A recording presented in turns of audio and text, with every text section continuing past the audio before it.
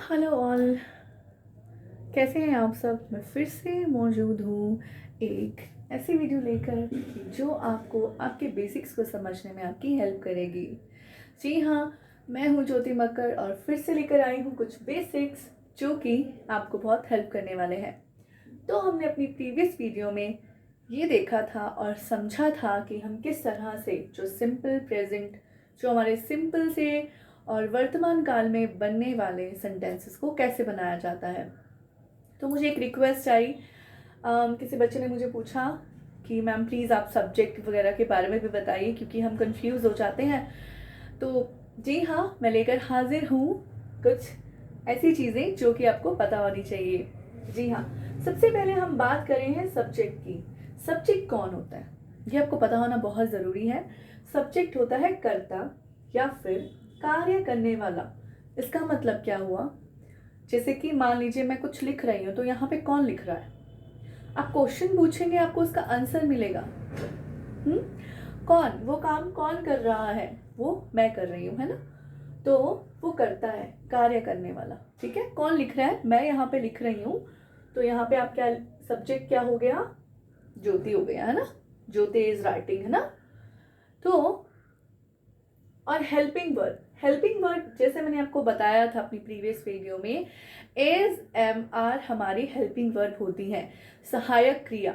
जैसे कि हम ज़्यादा उलझेंगे नहीं, हम ये बात करने वाले हैं कि हेल्पिंग वर्ब होती क्या है, सहायक क्रिया क्या होती है।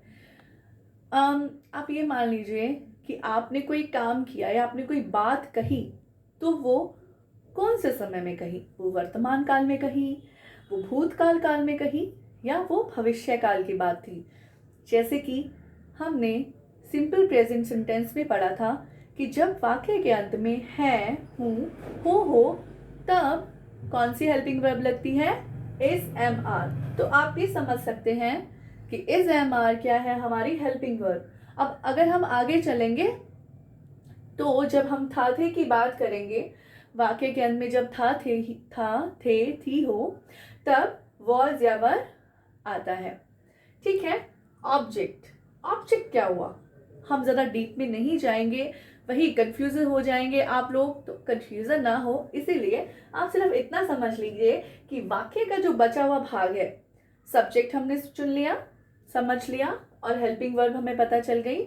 जो वाक्य के आखिर में बचा हुआ, जो वाक्य में बच गया, वो होगा हमारा ऑब्जेक्ट। ऑलराइट, अब हम पढ़ते हैं फॉर्मूला की तरफ। तो प्लीज गाइज आप इस फॉर्मूला को नोट कर लीजिए। सिंपल प्रेजेंट सेंटेंस का जो फॉर्मूला था मैं आपको बताना भूल गई थी, आप दोबारा से इसको देख सकते हैं और एक एग्जाम्पल के साथ मैं आई हूँ ताकि आप इसको अच्छे से समझ सकें। फॉर्मूला है subject is am are and object. Subject is am are और ऑब्जेक्ट। जैसे कि एग्जाम्पल लिया है मैंने, he is a student. Subject यहाँ पे वह विद्यार्थी है। वह क्या है, विद्यार्थी कौन है, क्वेश्चन करिए आप, विद्यार्थी कौन है, वह, ही इज अ स्टूडेंट। तो जब कौन का हमें आंसर मिल रहा है तो वो हमारा सब्जेक्ट होगा। ऑलराइट, इज एम आर, यहां से मैंने इज ले लिया क्योंकि हमें पता है जब सिंगुलर होगा, जब एक इंसान के बारे में बात हो रही होगी, तब हम इज लगाते हैं। अब एक विद्यार्थी है, एक विद्यार्थी बच गया, एक विद्यार्थी बच गया, ये ऑब्जेक्ट है। ठीक है, तो subject, helping verb and object, वाक्य का जितना भी बचा हुआ भाग है हम उसे ऑब्जेक्ट की तरह लेते हैं। ओके, सिंपल पास्ट, अब हमने अब सिंपल प्रेजेंट की बात कर ली, अब हम बात करेंगे सिंपल पास्ट की। हमने वर्तमान की बात की, है, हूं और हो की। अब हम बात करेंगे था, थे, थी। किसकी बात करने वाले हैं, था, थे, थी, वाक्य के अंत में। ये चीजें मैं आपको बार बार इसलिए बता रही हूं ताकि आप, जी हाँ, आप डिफ्रेंशिएट करना सीखें। आपको समझ में आए कि वाक्य के अंत में जब ये चीज हो तो आपके दिमाग में पटाख से आ जाना चाहिए कि हाँ, यहाँ पे हम कौन सी हेल्पिंग वर्ब यूज करने वाले हैं। सिंपल पास्ट, वाक्य के अंत में था, थे और थी। फॉर्मूला है सब्जेक्ट सब्जेक्ट, वॉज वर, यहाँ पे इज एम आर की जगह क्या आ गया, वॉज वर, और लास्ट में ये जो OBJ लिखा है ये है ऑब्जेक्ट। ठीक है, अब फिर से अब हमें पता होना चाहिए सिंगुलर के साथ क्या लगेगा और प्लूरल के साथ क्या लगेगा। तो वॉज और वर, वॉज सिंगुलर के साथ लगेगा क्योंकि इसके पीछे एस है, ये खुद ही बता रहे हैं, एस लास्ट में एस आ रहा है यानी कि सिंगुलर। ऑलराइट, और वर, जी हाँ। अब हम बात करेंगे आई, ही, शी, इट, एनी नेम के साथ। वो कोई एक नेम होना चाहिए, सिंगुलर नेम, कोई भी एक नाम, कोई भी एक नाम होना चाहिए, उसके साथ हम क्या लगाएंगे, was. You, we, they, plural के साथ क्या आएगा, वर आएगा। अब आप पूछेंगे मैम पिछली वीडियो में तो हमने आई को प्लूरल की तरह देखा था। देखिए गाइस, ये मैं हूं, आई मीन्स होता है मैं, मेरी मर्जी, चाहे मैं प्लूरल के साथ आना चाहूं या फिर मैं आना चाहूं सिंगुलर के साथ।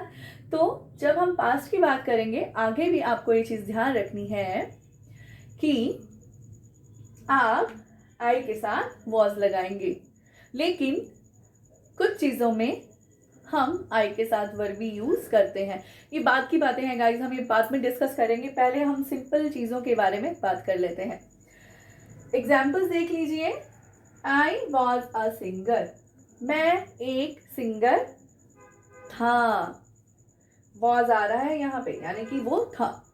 Alright, he was my friend, वह मेरा मित्र था। दे वर इन स्कूल, वे स्कूल में थे। अब यहाँ पे अगर हम बोलते हैं कि ओके पापा in school, students in school, यानी कि जो स्टूडेंट है वो स्कूल में है, हम सिर्फ ये बताया कि वो स्कूल में है, लेकिन यहाँ पे हम कोई कार्य की बात नहीं कर रहे, तो इसलिए आप कंफ्यूज मत होइएगा। Alright, you were my student, तुम मेरे विद्यार्थी थे, तुम मेरे विद्यार्थी थे। ऑलराइट, आई होप आपको ये वीडियो समझ में आया होगा, आपको ये बेसिक समझ में आया होगा। आपकी कोई भी क्वेरी है गाइस तो आप मुझे कमेंट सेक्शन पे कमेंट कर सकते हैं और मैं आपकी जो क्वेरी है उसका आंसर देने की जल्द से जल्द कोशिश करूँगी। तो मिलते हैं नेक्स्ट वीडियो में। हाँ जी गाइस, और नेक्स्ट वीडियो तो बिल्कुल भी स्किप मत करिएगा क्योंकि हम सीखेंगे कि किस तरह से हम सिर्फ सिंपल सेंटेंस का यूज़ करके अपना इंट्रोडक्शन दे सकते हैं। तो सीखना चाहेंगे ना, तो मिलते हैं नेक्स्ट वीडियो में। Thank you.